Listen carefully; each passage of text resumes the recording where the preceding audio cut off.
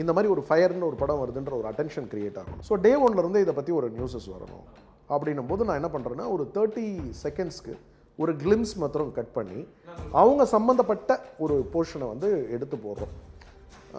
எப்பயுமே positive comments இருக்கும், negative comments இருக்கும்.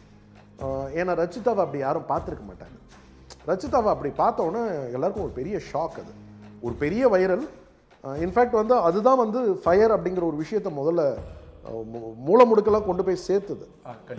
அதில் அவங்களுக்கு கொஞ்சம் அது நெருடலாக மாறிடுச்சு. அது நெருடலாக மாறும்னு எதிர்பார்த்து பண்ணதில்லை, இன்டென்ஷன்லாம் கிடையாது.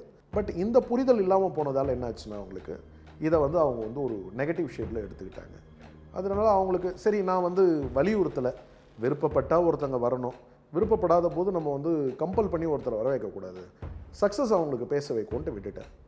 இப்போ பாலாஜி பற்றி எடுத்திங்கன்னா இப்போது மீதி பேரெல்லாம் வந்து ஆர்டிஸ்ட்டாக எல்லாருக்கும் இப்போது சாந்தினி வந்து ஒரு எனக்கு தெரிஞ்ச ஒரு 20 படம் பண்ணியிருப்பாங்க, 20 ஃபிலிம்ஸ் இருக்குமா மேலே சொல்கிறேன், உதாரணத்துக்கு சொல்கிறேன். சாக்ஷி ஒரு 20 ஃபிலிம்ஸ் பண்ணியிருப்பாங்க.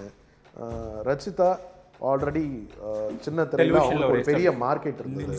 அவங்களுக்கு வந்து சரவணன் மீனாட்சிங்கிற ஒரு பெரிய சக்ஸஸ் ப்ராடக்ட் கொடுத்தவங்க அவங்களுக்குன்னு இருக்குது. ஸோ அவங்களுக்கெல்லாம் ஒரு ரெமுனரேஷன் ஃபிக்ஸ் பண்ணி அவங்களுக்கு எல்லாருக்கும் ஒரு பேமெண்ட்ஸ் கொடுக்குறேன். பாலாஜியை கூப்பிடும்போது மாத்திரம் நான் சொல்லிட்டேன், பாலாஜி இது it's your first film, even though you have acted one small film, இது ஃபஸ்ட்டு ஃபிலிம், இதுக்கு என்னால் ரெமுனரேஷன்ஸ்லாம் பெருசாக தர முடியாது, இது உனக்கு ஒரு ஆப்பர்ச்சுனிட்டி.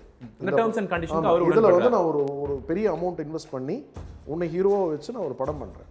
இந்த படத்தில் வந்து ஒரு நல்ல பிஸ்னஸ் ஆகுதுன்னா நான் உனக்கு ஒரு 5 lakhs வரைக்கும் உனக்கு வந்து பேமெண்ட் தரேன், அதுக்கு வந்து நீ ஒரு அக்ரிமெண்ட் மாத்திரம் சைன் பண்ணு, அதுக்கு முன்னாடி என்னை பணம் கேட்கக்கூடாது அப்படின்னு சொல்லி அவருக்கு அக்ரிமெண்ட் பண்ணி அவரும் வந்து ஸ்பாட்டில் கம்ப்ளீட்டாக எல்லா நாளும் நடித்து கொடுத்தார்.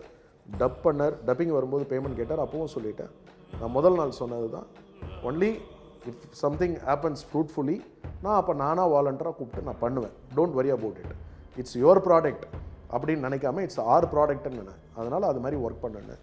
பட் ஏதோ சந்தர்ப்ப சூழ்நிலையில் மன அழுத்தத்துலேயோ ஏதோ ஒரு தவறுதலில் ஒரு ட்வீட் ஒன்று போட்டு விட்டார்.